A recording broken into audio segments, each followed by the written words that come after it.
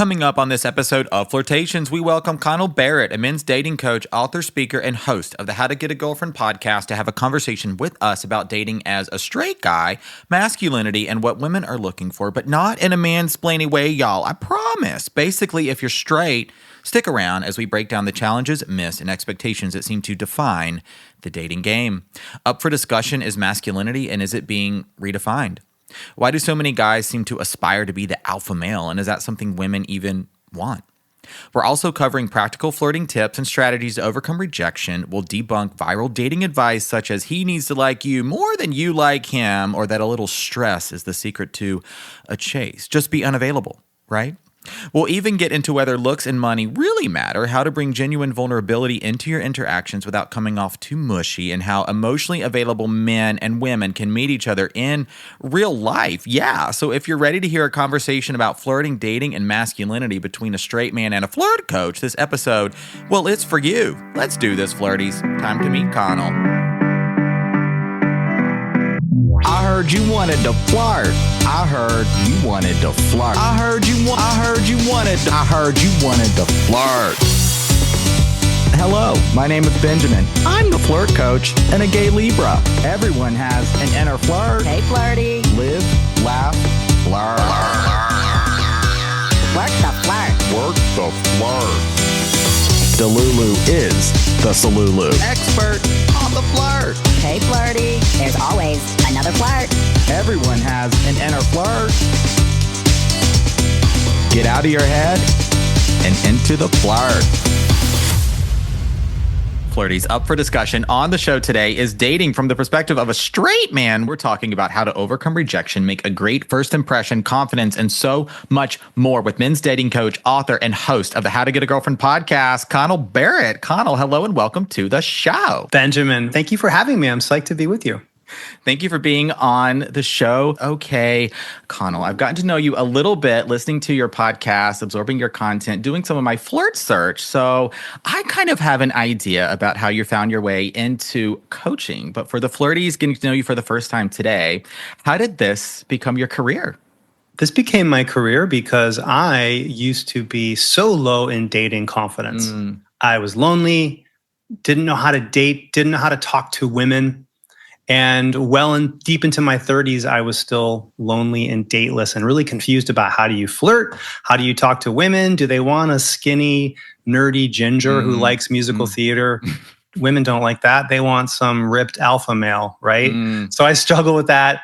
I went to some really good coaches, a few terrible ones, but mostly good ones, who helped me get some real confidence, learn how to talk to women in a way that wasn't sketchy and totally pickup artisty. Okay. And then once I got really good at this, I realized, hey, wait a minute, this is fun. Not only is it fun, but this is life-changing. I want to teach men who are shy, introverted, and just don't know how to flirt and talk to women. And I said, I want to put this in a bottle and teach it.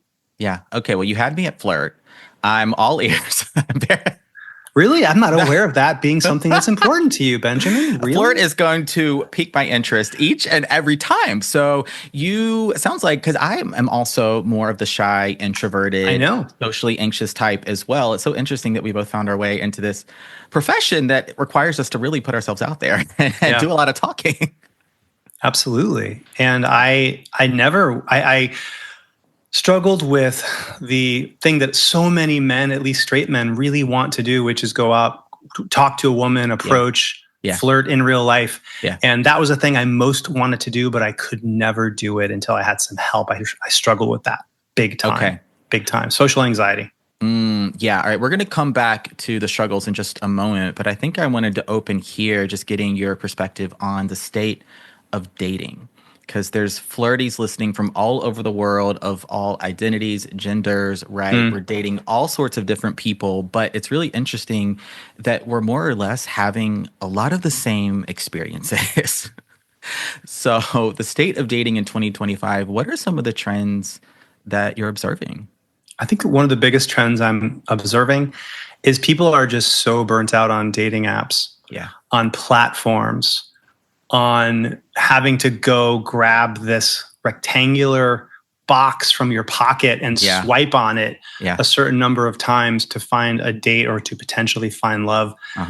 I'm not against it. I met my girlfriend Jess on a dating app, but I think what's more natural than just walking up to somebody who intrigues you and making a real connection, being genuine, figuring out how they like to flirt. I'm a big fan of first learning how you like to flirt, finding out how the other person likes to flirt, and doing that is so much more fun to do it in person.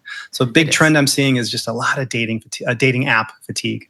The burnout is definitely a big trend. It sounds like you're also, if I had to guess your flirt style, sincere. That would be... do you have flirt styles, like the categories? Oh my gosh, free quiz in the bio. Check the show notes. Okay. Yeah, your 4 main flirt styles. And this actually comes from published research from the University of Kansas. An actual study. They had 5 in their study. I think it really comes down to 4: sincere, playful, physical, and traditional.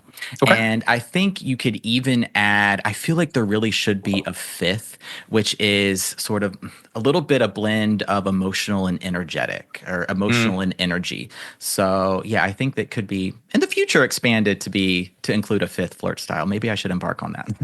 Yeah, I'm very sincere. You're right. I think sincerity is the bedrock baseline for a lot of people. Yeah. And a lot of single people are afraid to be sincere because what comes with sincerity is vulnerability. Yeah. Absolutely. If you are saying something vulnerable, sincere, that is flirtatious, that can be really scary on a date to tell your crush, hey, I like you. I want to take you out, because that risks the R word, rejection. Oh my gosh. Hey, welcome to dating. You're going to have to face probably a rejection or 2 on both ends of the spectrum, right? You saying, hey, I'm not interested, but also receiving that feedback back sometimes. And I think you're speaking to one of the trends that I see as well, which I think has always been there. And that is this fear of rejection, where I think a lot of daters post-pandemic have really done a lot of that internal work. They've done a lot of the healing, and now they're looking to start to date again, or start putting themselves out there again. But they're like, hold up, I've worked so hard on myself. How do I actually incorporate someone else into my life? Right. I think the most important work before you go out and start dating is to do the work on yourself. Yeah. And first be able to look in the mirror, figuratively, if not literally, and say, hey, I'm enough. I'm very dateable. I'm a great catch. Yeah. And if you truly know your worth, your significance as a person, then rejection really isn't something to be afraid of. Because if XYZ person, quote unquote, rejects you, that's fine. There's a lot more potential people out there for you. It's the men and women who fear like, oh, maybe I'm just not in anybody's league, or I'm just not enough. That's what rejection can, that's where rejection can trigger real pain. Yeah. Is if they feel like they're just not what people want. Definitely. And that used to be me for the longest time. And now I've gotten to that space of, I experienced a rejection recently, because I'm still out there dating, and it stung for a moment, but it didn't affect how I felt about myself at all. If I may ask, what was the rejection? What was the context? Oh, it was a game night, so an in-person situation, and I found this guy, right? Thought he was attractive. It was a little bit of a small, intimate setting, and so I definitely flirted, Connell. I mean, I was flirting, but not super hard. And so then I got some feedback. Like, I wanted to know if he was, like, what was his relationship status, basically? Because I knew he was gay. I knew that part. But if he was single, taken, not interested, shy, I didn't know, because he wasn't really flirting back that much. But I had a mutual friend, a way to find out, or at least get some information, his number, only to find out he wasn't interested. Okay. Yeah. All good. Yeah. Well, great. That's a great way to look at somebody saying, hey, thanks, but no thanks to this person. Yeah. I've been told no thank you so many times. Yeah. A lot of people say, Connell, how did you become a dating coach? How did you get so good at dating, approaching, all these things that I teach? And it's because I made myself so vulnerable to so much rejection that I built up a thick skin for it. Because my feeling on rejection is somebody who doesn't know you can't reject you. Yeah. They might reject you as their type. Maybe you're not that man's type. That's a good point. Yeah. And I have a girlfriend now. I'm crazy in love. But last time I was dating, I remember I had back-to-back dates, back-to-back nights. Girl number 1, not interested. Okay. Beautiful, cute Austrian girl. The very next night, and I have to admit that stung a little bit. Yeah. The very next night, I had another date with a different woman from a dating app. I was the exact same guy.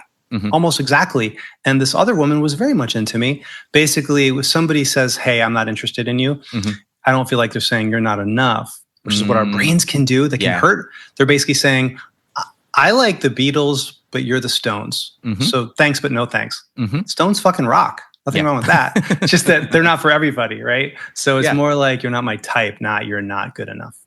Sure. I love that reframe. How can they reject you if they don't know you? Because oftentimes we take the rejection personally, like it must be something about us, when it really is maybe they're in a place in their life where they're not really dating, or there is someone else that you don't know about, or you're just not their quote unquote type, which is sometimes what it comes down to in dating. But in putting yourself out there and being vulnerable and taking that risk, like this theme I've been playing with in my own life that we've all heard, and that is fortune favors the bold, right? Absolutely. You gotta take a risk or two to make this dating thing work. Not only that, you have to embrace courage as one of your dating superpowers. Yeah. Because a lot of men and women say, well, I would go talk to that person or take a chance if I was feeling more confident, but I'm not, so I won't. And I say, no, you don't need confidence to take a risk. You need courage. Yeah. Courage is the currency that buys you confidence. That's right. You can take a confident action after you gain some courage, but do it afraid first, do it scared first, and pretty soon you're less scared. Take it from a guy who, so the very first night I ever went out to quote unquote officially approach women, I hired a coach. It was the first time, I'm 38 years old, I'd never approached a woman in my entire life. Before I went off onto this rooftop bar with my coach about to order me around and approach women all night, I first had to go into the bathroom, men's room stall, and I had a panic attack. Okay. I got, my hands were shaking, I got the dry heaves. I was having a straight up panic attack. And at the time I thought, oh, it's butterflies. But it wasn't butterflies. It was the fear of finding out I was going to found out that I just wasn't what single people want, what women wanted. Basically, what if you're not enough? And that was just a story playing in my head. It was absolutely absurd. So basically, we want to reframe that as no person who doesn't know you can't really hurt you because they don't know you. My feeling is if you're not going to be invited to my funeral, I don't give a fuck what you think of me. I hope you like me, but I don't really care. Yeah, and this is that's such a good reframe that we often think the confidence comes after the courage, but it's really the courage that comes first. That's the currency of confidence that then takes you into this shift in mindset of like, wow, I can do this versus all the things that are going to go wrong, or I can't do this. I'm not good enough. Like I've often said in doing this work, I took the first step and got ready in the process. Like I am actively showing up more confidently each and every time I record Flirtations, make a video, have a coaching call. Doesn't matter. I'm getting better and better and growing throughout this process. And I imagine you're feeling more confident as you go along while being uncomfortable at times, right? Oh my gosh, the discomfort, it's a constant friend, right? It's a constant companion. But I no longer, like I use it as motivation. Yeah, okay. Yeah, maybe you've heard, and some of the flirties have heard because I've said it. It's like the energy behind anxiety, fear is very similar to excitement, anticipation. Right? It's a very fine line. And once you can flip that switch and really use that energy, that fear, that anxiety as motivation, that I can do this, which is, it sounds a little bit like what you maybe did in the bathroom stall. Yes. Well, I was following the fear. Yeah. You and I say a lot of things the same way, which is why I love your podcast. What little I've heard a couple episodes, and I love your Instagram. But one of my little catchphrases, this is in my book, is think of your dating life like a boat, sailboat. And fear is the wind. It's telling you where to trim your sails and go. Yeah. Because if there's fear, there's reward there for you. Oh my gosh, yeah. So you got to trim your sails to let the wind of fear blow you toward an outcome, as opposed to doing what so many people do, myself included, for many years was, I'll just take the sails down and just be a ship lost at sea. Yeah. So let the wind guide you toward what you're afraid of, using courage. And everybody listening to this has endless supplies of courage. They might not have confidence, but everyone has Hogwarts, Scrooge McDuck levels of riches filled with courage. It's just about spending it. And that's scary, but anybody can do it. It's definitely scary, but fear is a teacher, right?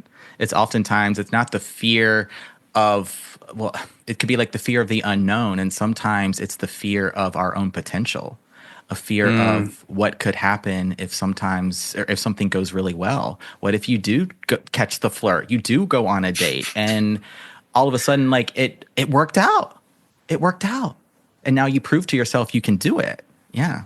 Right. Sometimes Higher that's quality problem, but still a problem in the mind. Still a problem. All right, Connell, let's go back in time a little bit to your 20s and some of the work you've done with your clients. What are some of the struggles you feel like men experience out there dating? Like the biggest struggle is fearing that if this man, and I coach straight men, if this man walks up to a woman and says, hey, I just wanted to meet you, I want to talk, I wanted to get to know you, that if he gets rejected, that means he was creepy or weird. He did something socially wrong. I think this is something that's happened in the Tinder era. Since the late 00s, when Tinder came along, I think it was 07, and basically transformed dating in about 5 years, where everybody was on the dating apps. A lot of men carry a story with them that it's not right, it's not okay to walk up to a woman and just say hello. That's somehow hitting on them, catcalling, or being somehow a weird creep. And I say that's not true. It's how you do it, not whether or not you do it. We want to do it with charm, with flirtatiousness, with playfulness. And so that's a big thing I help my guys with, is just saying, hey, you know what? It's not creepy to walk up to a woman and try your best, sincere best, to make a romantic connection. What's creepy is looking at her, staring at her, walking around her, trying to think of the perfect thing to say, and making her feel weird because this guy is hovering around her but not doing anything. Don't be that guy. Be the guy who just walks up and takes a chance. Yeah, I love that, because I often hear from women that they are giving the signal, right, to be approached. They're giving the eye contact, the open body language. They're looking back. Like they are not all the time in every situation, of course. But if the time and place calls for a flirt, fellas, go up and just say hello, right? Introduce yourself. Offer, I love the non-physical, physical compliment. So you're not just going right up away, like right up looking someone up and down and being like, you're hot, can I get your number? I say that's not a flirt. That's just a question. That's a very direct question. You've boxed yourself in to a pretty physical flirt, and now it has to be received in only one way, or it's a failure to you. It's not a success. Right. Well, we want to reframe a romantic chance as win-win, not win-lose, not pass-fail. And it's when we see it with this binary mindset of, I'm going to walk over to her, and if she likes me and it goes well, then I feel like a king. I feel attractive. And if she doesn't, it means I'm a rejected, humiliated loser who should probably just marry an inflatable woman or become a monk. And neither of those are probably going to happen. It's probably going to be somewhere in the middle. It's somewhere in the middle. But I want to see men, and frankly, I want to see women do this too. I want people to go out and take authentic, courageous chances, say the flirty thing, break the ice, especially in real life. And say, hey, no matter what, either I get a great connection with somebody, which can change your life. You can have a rom-com movie moment. I'm a big rom-com movie fan. I want to give people rom-com movie moments. And that's a win. But even if they're not interested or not available, or they say thanks but no thanks, you just put a brick in the wall of your character as a single person. And that's something to celebrate. You're growing, you're taking chances, you're in the game, you're in the arena. And I want to see it as a win-win. It's when we see it as a pass-fail, to your point. Oh, I failed. It makes it so hard to go out there and take some chances. Yeah, absolutely. It bruises your ego a little bit, and you may take a backseat in the flirt for a little while, but reframing things as a win-win, as we've been talking a lot about mindset, confidence, courage, taking a risk so far. I love that the conversation is opened in this way. Me too. I think it's 80% of dating, frankly. It's the mindset. It's having that understanding your worth and having the right head on your shoulders. To me, that's 80% of it. I agree. And now, so one struggle I see from the guys, the women too, but we're focusing on the guys for a minute. I'm curious if you see this too, is around pacing and feeling they're scared of coming on too strong. They're scared of really showing that sincere interest of oh, what if I come on too strong, and it pushes them away. So I'm curious if you see that in your work. From people you've talked to, what examples of coming on too strong have they given, or are we talking about here? It's like how often am I texting every day right away, like before the first date and between dates 1 and 2? How often are we going on dates, right? Do we do the phone call? Are we doing FaceTime? Like, what is that balance between essentially love bombing versus showing genuine interest? I like this person. I want to pursue a connection, but in a way that doesn't scare them off, which I think comes from a little bit of a scarcity mindset, but generally around pacing. Yeah. What do you think? Can I share a texting tip that I think can simplify this for men and women? Yeah. Don't worry about how often you text. Okay. Don't worry at all. Think more about, are the messages I'm sending seeking to make this person smile? In other words, am I mainly giving? Am I mainly trying to give them a smile, a flirty text, something to make their day better? Yeah. And also think about, is it relatively reciprocative? It's 50-50, 40-60-ish. Okay. As long as you're giving, not trying to take, and as long as the other person is giving, hitting the tennis ball back at roughly the same pace as you, you can send 20 messages a day if they send you 17 back. I'm not saying you should or you have to, but if that's the way you like to flirt. My girlfriend Jess and I, in our first 2 or 3 dates, we must have texted 30 times before our first date. Okay. Before our first date. Okay. And we just both like texty, flirty banter. That's our vibe of flirting. That's just us. Yeah. And it was win-win. It was the two of us both hitting the ball back and forth. Yeah. Does everybody need to do that? No, hell no. So this is a super personalized issue. But if you want to follow a general guideline, just ask myself, oh, wait, is this third text I'm sending bad? Well, it depends. Are you messaging them, did you get my message? Or are you blowing me off? Or are you messaging them, hey, here's my dog doing backflips. This will make you laugh. Yeah. If you're giving value and it's roughly 50-50, then you can message as much as you want. Oh, I agree. I think that's such a good guideline. Like ultimately, I'd rather fellas like express interest. Let this person, like let the women you're dating know that you're interested, that you're you want to go on those dates. Being intentional with the dating process. I'm so glad you mentioned intentionality, because I think we see this dynamic play out in dating all the time between women and men, men and men, women and women, theys and thems. It doesn't matter across the board, where there's sometimes this fear of coming on too strong, of that rejection, possibly. So we hold back a little bit. We don't show the interest. We aren't authentic in the way we really want to be, to say like, hey, right, I like you. We're scared of what may happen. And so maybe you pull back a little bit, or they started to pull back just a little bit. And rather than asking questions, being curious about that, we take it personally, and we're now matching energy. And let's say one or both of you just ghost each other, or a connection dissolves. And I wonder how many misconnections have happened out there, where maybe you had some good conversation on an app, or you even had a first date, a second date, but then that fear took over. And so you pulled back, they pulled back, and there just was a lack of communication, a lack of intentionality, and a potentially great connection just dissolved. So what was your meet cute moment? With my girlfriend? Yeah. Oh, well, we had an online meet cute. Yeah, online. So it was a dating app, and she was interested in going on a date with a dating coach. Okay. I was interested in a super cute, quirky girl who reminded me of I don't know, Jess from New Girl. She had sort of like a I were straight, I think that would be my type too. And so I think at first she just thought, oh, I'll have a date with a dating coach, figure out what this is about. Yeah. And we just had this incredibly natural, flirtatious connection. Okay. And to the point of your whole podcast, the name of it, we were on the same wavelength in terms of how we both like to flirt. We just like dumb, silly, bantery jokes. Okay. My first message to her profile said something like, I like to smoke cigars and chase pterodactyls, which of course are a complete absurdity. Yeah. And I love that kind of childlike, playful humor. And I said, oh, what kind of cigars are you smoking? And do you ride the pterodactyl, or do you like put it on is it like a dragon? How do you do this? Yeah. And we hit the ball back and forth. And And I remember I'm sitting in the bar waiting for her to show up for our first date. And she said, "Oh, I'm on my way. I'll be there soon." And then she broke character briefly because most of our messages were very flirtatious. Okay. Playful, just play.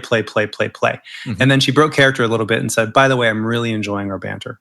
And I think most men, she probably, not most, but other men she might have been messaging with but wasn't dating. Yeah. They ask a lot of logical, informational questions. Yeah. Where are you from? When did you graduate? And for so many women, I can't speak for all, but a lot of them, they want to play with you in a more light, illogical, bantery mode as opposed to let's exchange facts and figures. So that's something that our meet cute was more of the vibe was a meet cute, two vibes that were totally hitting it off because we both like that kind of silly lightness. Yeah. I love that. Yeah. No one wants to be interviewed on a dating app. Like, save some of those questions. They're going to be important, right? What are you looking for? That kind of stuff. But you could do that certainly on the date. Why not catch a vibe and play in that space of it sounds like you're really developing an emotional, energetic connection with some fun flirts. To see, I'm okay. Yeah. I'm okay with interview mode if it's a fun interview. Okay. If it's Zach Galifianakis between two ferns interview, that's a great interview. I want to be interviewed on that show. Yeah. But yeah, to your point, you don't want to make it seem like, just where were you on the night of January 14th? Just hitting them with all these interrogation questions. I'm also, I'm guessing to your point, your approach in messaging stood out. Yes. Well, if I could boil my flirting message down to one word, two words, it would be let's play. Let's play. Let's play. I think I might be misquoting this. You might know better than me. Your podcast is called Flirtations. But I think Webster's defines flirting as playing at love. The very word playing. And there's that to me, that means lightness. It means let's have fun. Let's play. I also come from a background of doing a lot of improv comedy and working hard to get out of my shy, introverted head and have more fun. And as a single straight dude for a long time, I just found that the thing that worked better than almost anything else was just, hey, let's play. And so much of natural romantic chemistry will organically catch fire if you're just in a light, playful mode, not in that logical, informational headspace that so many men are, especially. In a state of play. BFE, Big Flirt Energy, is very much about playing with one another. I love that. Big Flirt Energy. Yes. Yeah.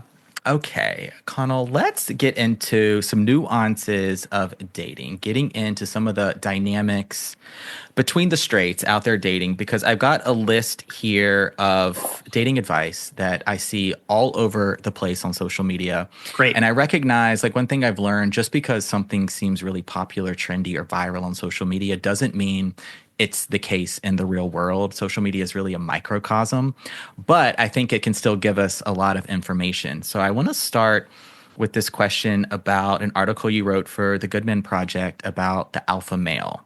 Because I think some guys feel like they've got to be the type A, the alpha male, right? The money, the job, the looks, the doer, the go-getter, full-on masculine energy to attract a female partner. What do you think? Well, there's no such thing as alpha in nature. I mean, I get your point. Alpha male has become shorthand for what you just described, but there's literally no such thing as alpha males in nature. Even the term itself comes from alpha, these alpha wolves that were seen in nature to be so-called alpha, but it turns out their behavior was mistaken for alpha. They were actually nurturing their baby wolves in a very maternal way. But anyway, so there's literally no such thing as alpha. But the term alpha male became a thing. I think that if you are for lack of a better term, alpha guy, if that's authentically, naturally who you are, if you're a natural leader, if you're naturally more assertive in life, and you can complement that with a positivity and a kindness and an empathy, be that guy. That's going to be attractive to a lot of women. But not every guy is wired that way. And not every woman wants a so-called alpha male. Quite the opposite. Different women want different things. And so I tell men, don't listen to some bullshit story that you have to put on some kind of mask and be a quote alpha male. And because that alpha male comes from this whole red pill world of be toxic, show her who's boss, really poisonous, gross men are better than women. Women have a maternal role mindset. And to me, that's just so ugly and gross. Women love kind men. We just want that kindness to be held up by some core confidence in yourself, a sense of your worth. It comes back to that word worth, understanding your romantic worth. Yeah. And so if you're a nicer guy, and I don't mean that in a bad way, if you're a nice guy, if you're not a quote alpha male, be kind, be nice, be a nerd. Just make sure you're in touch with your worth. Yeah. And show just a little bit of, if you're a straight male looking to date, show a little bit of leading the dating dance early on. Think of it like leading a dance, which typically women like early on, as opposed to being some alpha male. So that's why I think this redhead hates the red pill.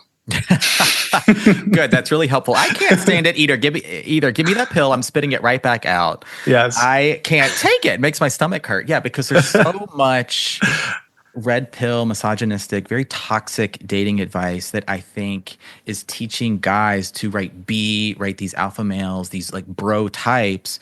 But what I hear from women is they didn't grow up wanting to plan all their own dates. They didn't necessarily want to be the one making the proposal, right? If they're looking to get married, they didn't want to be the one doing the chasing.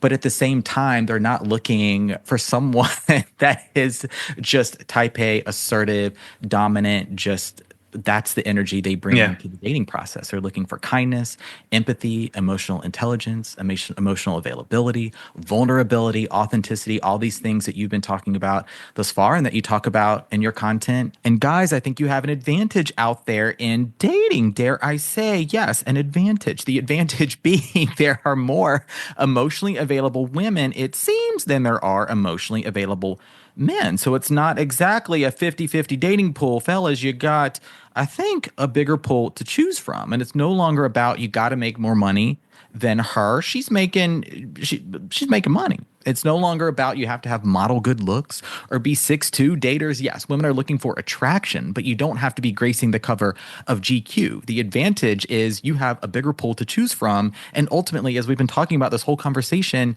just be intentional, show up, be authentic. Advantage guys. I think that women love complexity in a man. Not even complexity, just nuance, right? Many, not all, but many, if not most, straight single women want a man who has a nice dose of masculinity. Yeah.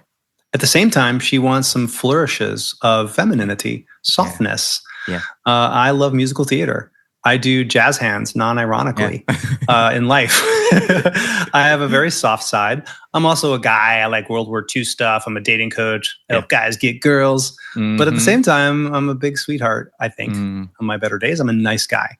I'm the nicest guy in the world. Yeah. But also, through a lot of effort, I had to grow some self-confidence from the inside out. So women like that. Women like one of the most beautiful, desirable, attractive women any guy could ever meet once said to me, she said, "Oh my God, we're so sick." We, speaking about for women, she said, "We're so sick of these toxic jerks. Yeah. We just want a nice guy." And then she added something really important. It's just as long as he has a backbone. We just want a guy to have a bit of a backbone. Just know who you are, take us out, lead us on a fun night. That's what women want. I agree. I see the same thing where I think we probably all heard the phrase "nice guys finish last." That's not true. I want to debunk that a little bit today. It's you can have kindness, empathy, emotional intelligence, all those good things, but still pursue, show interest, be assertive, lead the dance in dating. And I think bringing that little bit of perhaps masculinity into the dating process is going to serve the nice guys very well. Yeah. I was once on a smoothie date in a park with a woman. This was years and years ago. We're sitting in a park. It's our second or third date. And she said, we're talking about what we both wanted. And she playfully said, "Oh, should I be afraid of you? Are you going to hurt me?" She was just kidding. And I said something trying to be witty. I said, "Don't be afraid of me. I'm a sheep in wolf's clothing." And I was just trying to find something clever to say. Yeah, I just thought, I'll flip that cliche. Yeah. And she leaned closer and said, "Oh my God, that's what we want. We want that." And I said, "Really? What?" And I processed it later and I realized she was saying we want that external steel confidence, having a little bit of swagger, the wolf on the outside, but the softness inside. Women want that vulnerability, that softness, the sweetness, the niceness as well. Yeah. She was basically saying we want both wolf and sheep, soft and strong. What you're talking to, women are looking for the good guy with a bad boy edge. That's what I think. That's the blend. Yeah, I think that's right. And so what do the bad boys have that nice guys can use and I think become even more attractive to women? It's things like expressiveness, being less filtered, not unfiltered, but less filtered, not filtering everything through the lens of what's the perfect thing to say. More like, let me just say the honest thing or the authentic thing or the scary thing. And that's that full range of expressiveness, that unfilteredness that the bad boys have going for them that I think a lot of women are drawn to. And so you can be a nice guy, but also have a sense of a full range of expression and give women a little soupçon of bad boy, but in something, but in a nice guy package. And then to me, that gives her what she really wants, which is, finally a good guy. He's not going to hurt me or be abusive dick, but also has got that swagger that then you're in business. That confidence, that air about them, right? Shoulders back, chest up. I think like the guy that's opening the door, right? Putting like sort of standing between them and the street if you're walking on a sidewalk. So I think adopting kind of that quote unquote traditionally masculine role, but still having that kindness, that empathy, asking questions, showing interest, and ultimately providing that safety in a connection that we're all looking for. You want to feel like you can trust the person you're dating. Well, a meme went around, gosh, this was probably 20 years ago. I'm sure I'm a little older than you, Benjamin. But I don't know. This meme was going around in the mid-double zeros, around the time I first started actively working on my dating life. And the meme was, a gentleman is a man who opens the door for a woman and smacks her on the butt after she walks through. And I like that as a complete figurative thing. Do not be smacking women in the butt without consent or without pre-consent, I should say. But as a metaphor for like, women want a little bit of that edgy bad boy vibe, but they also want their doors opened. I have a girlfriend. She has given me pre-consent to smack her butt. Do not smack a woman's butt on a first date without some pre-consent. Sort of if that's an established thing you're doing. I mean, I would like that as well. Who wouldn't? As somebody, I don't actually have a butt to speak of, so mine couldn't be smacked, but my girlfriend does. She's got. Come to my yoga class. We'll work on that. Okay, I'll do it.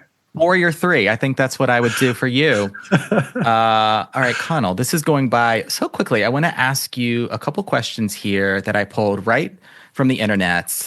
Dating advice from viral videos, really created by women for women about how to date guys. I like it. Okay. Yeah. Okay. So this first one is that in your dating life, you should keep him a little stressed.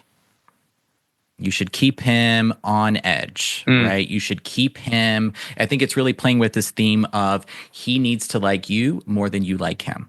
Right. That sounds like somebody who read The Game. Sorry, not The Game. Somebody who read The Secret, the dating book that was a huge smash in the late 90s. Basically playing the game, make him wonder how into him you are. That's basically the tip, right? Yeah. Look, men are stressed enough as it is without more dating stress. If anything, that probably would backfire on a lot of men who are like I used to be, which is a good, solid guy, a good catch. But if I'm stressed, or if she's going quiet or playing some games like that, then I respect where it's coming from, but you're going to lose some really good guys who are going to assume that you're not into him. And then you're stuck with overly persistent assholes. So it could backfire. I'm not saying it wouldn't work at all, but man, I like to look at dating from a place of integrity, and I don't want to do any tactics that have even a whiff of manipulation. Not just because I think it's wrong, which I do, but also because I tried all that stuff and it just typically doesn't work. Plus, it just feels terrible. So I'll swipe left on that tip. Yeah, I agree fully with you as well. I see that advice all over the place where it's like he's got to like you more than you like him. You got to keep him a little bit stressed, keep him on his toes in a sense. And I think the hard part is I've seen those dynamics, those power dynamics play out in the dating process to a degree of success where they can lead to a relationship because it creates or it keeps up the chase dynamic, right? Where he is constantly Yeah. sort of chasing you, the woman, the partner that he wants to be with. However, you get into the relationship, the chase is over. The chase is Right. over. So what do you do? And it doesn't set you up for an actual fulfilling relationship with a solid foundation. I agree. It doesn't set up a solid foundation. 1,000% agree with you. And that just reminded me of something else that I recently realized, or not realized, but clarified in my mind recently. Yeah. You can't make people chase you just with tactics. Chasing, one of my biggest pet peeves is, here are the 5 ways to make them chase you. Yeah. There's only one way that's going to make somebody chase you, which is they see you as somebody who has real heart and soul and value to bring to their romantic life. We chase things that we value, right? We chase the dream job. We chase the winning lottery ticket. We chase the person we think is so invaluable to us. We don't chase tactics. We don't chase because somebody said something that made me think, oh no, does she not like me? Am I losing her? At least we don't chase for very long. We chase things of value. Yeah. So a much more successful strategy would be stop trying to make people chase you through tactics.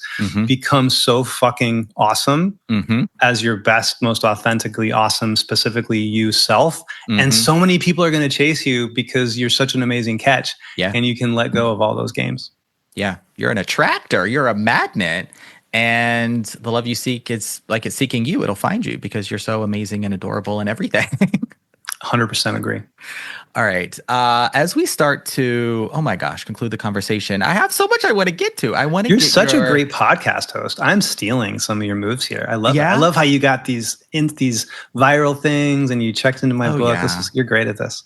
Thank you. I like to do my flirt search. I like to come with an outline, although I haven't looked much at my outline much. This has been a great conversation, just really good. I agree. Flow. I want to get your thoughts on how you might define or just describe masculinity.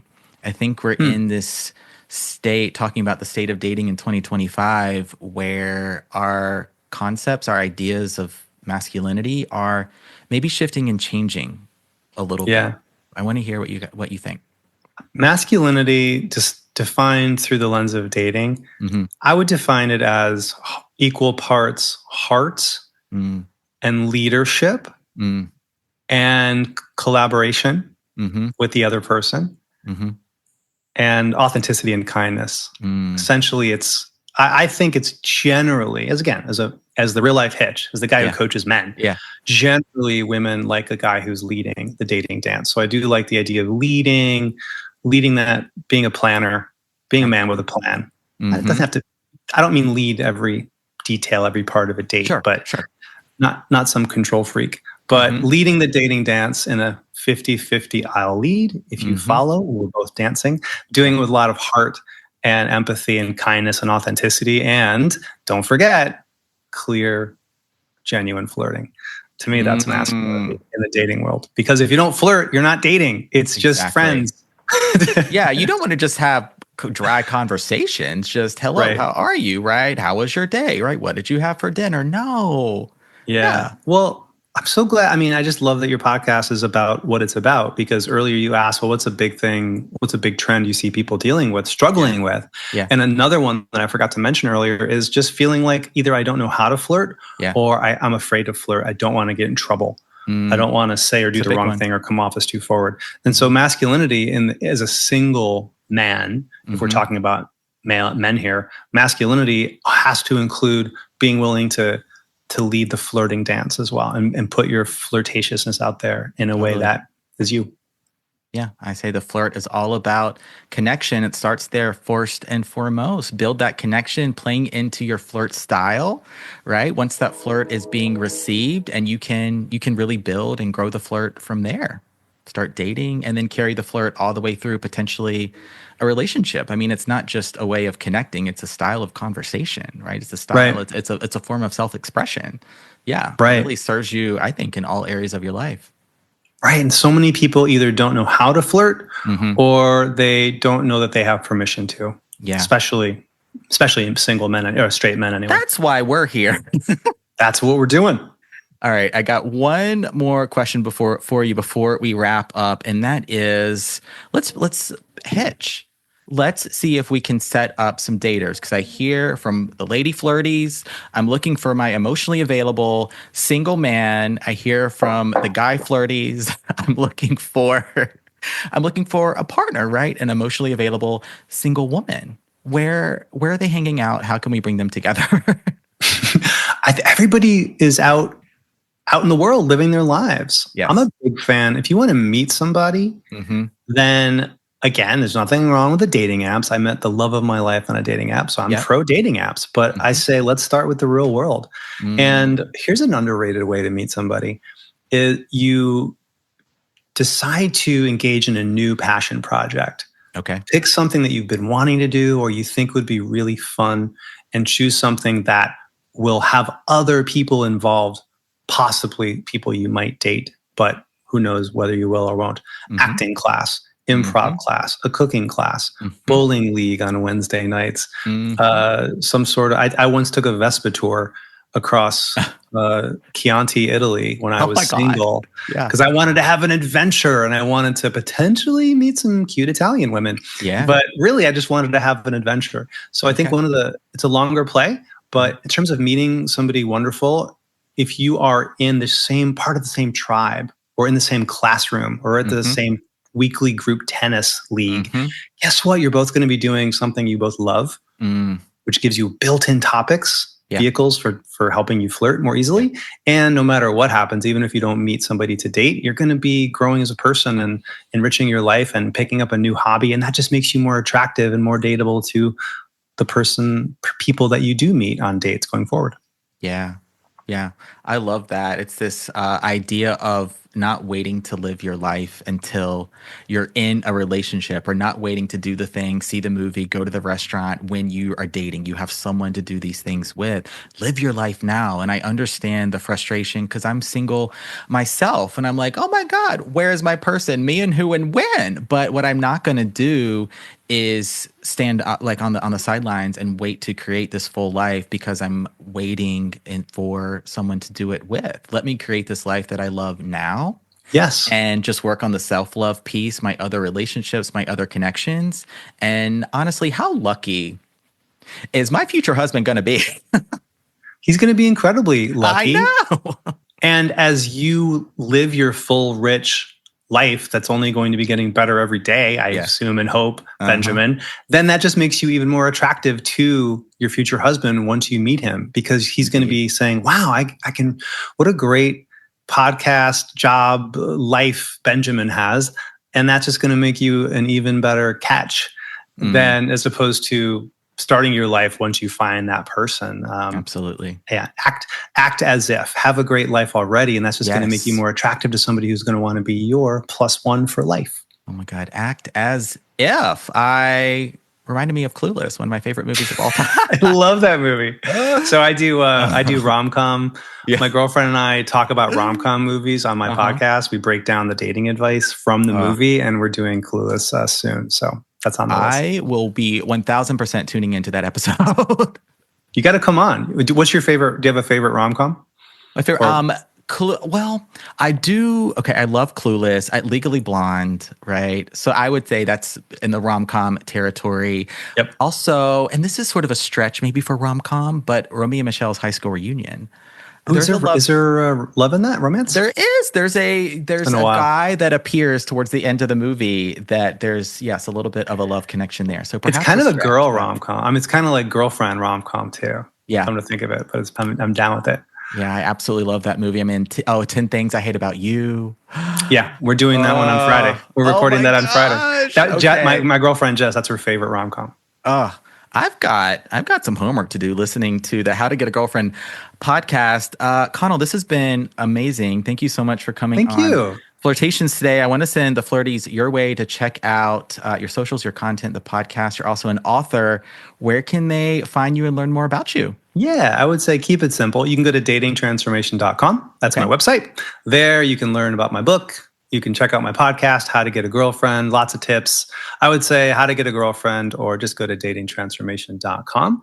And you'll hear more from the real life Ginger Hitch. Amazing. I will have those links here in the show notes below for the episode. Thank you so much again for being on Flirtations today. No, thank you for helping so many people do the hardest thing in dating, which is flirt. You're doing great work. Thank you, Benjamin. I think they got some amazing tips today. Thank you so much. My pleasure. All right, Flirties, that's a wrap on this episode of Flirtations. Thank you so much to Connell Barrett for coming on the show today to have a really cool, incredible, insightful, and amazing all-around conversation with us about men, women, dating, flirting, masculinity, viral dating advice, vulnerability, authenticity, intention, and so much more. I loved it, and I hope you did as well. Thank you, Connell, for being on the show today, and thank you to you, the Flirties, for listening, for tuning in, for streaming, wherever you may be in the world on this floating rock we call Earth. I couldn't do this without you. Thank you so much for listening, for being here, for being a part of this. I ask now for you to please rate, review, subscribe to the show, share it with someone you want to share some BFE, Big Flirt energy with. If you've already done any and all of those things, thank you so much. If you haven't, or maybe this is your first episode, now's a great time to start. 5 stars. 5 stars or a thumbs up on YouTube, wherever you're listening from. Some way to leave a little love. I appreciate it. Okay, that'll do it for me, Benjamin, the Flirt Coach, and Gay Libri here at Flirt Headquarters, signing off officially. There's only one thing left to say and do, and that is flirty. Happy flirting.